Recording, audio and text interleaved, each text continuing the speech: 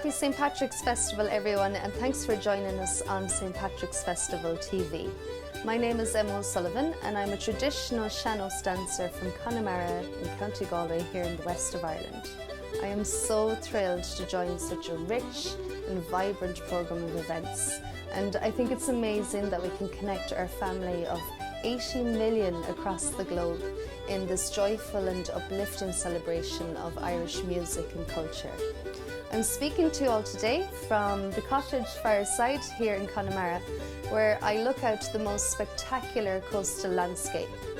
I see the majestic 12 Bens mountain range, and that overlooks the stunning beaches here and the wild Atlantic Ocean. Connemara was dubbed a place of savage beauty by Oscar Wilde, and I like to think of it as a treasure chest where Irish traditions are stored safely against the march of time.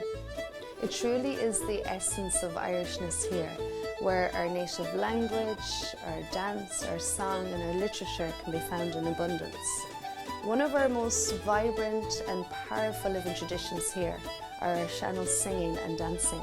And as a dancer, I've been very lucky to travel the globe showcasing this beautiful art form. I just think it's so special that I can share my favourite part of Connemara culture with you all today, wherever you are in the world.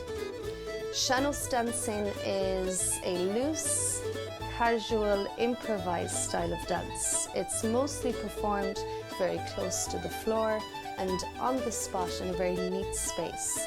It's a percussive dance. It's very much a percussive representation of what's happening in the music. And I like to think of it as a conversation between the musician and the dancer.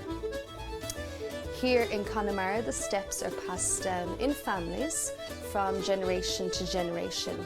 It's far more relaxed than the competition style of Irish dancing that one would see in shows like Riverdance.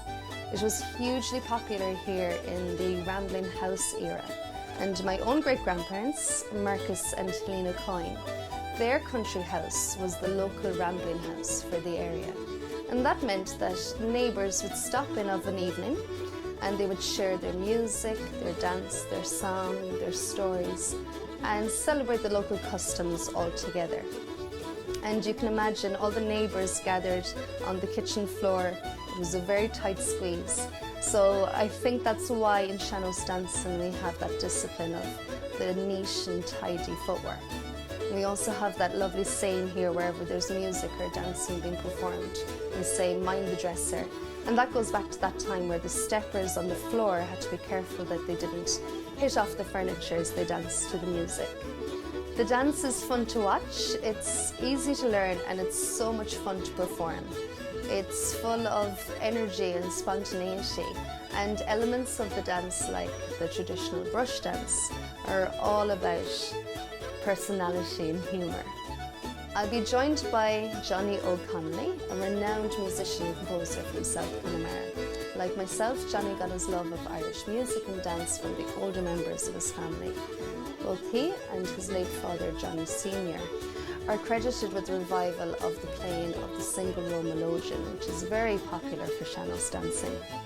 He is a critically acclaimed recording artist and highly regarded for his wonderful, graceful and effortless playing style. Sulagam gur mani sibh cadna bheas an dansa agus an ceol aniu, banachtaí fille pargar ar fad. I really hope you enjoy the music and dancing and enjoy the celebrations wherever you are today.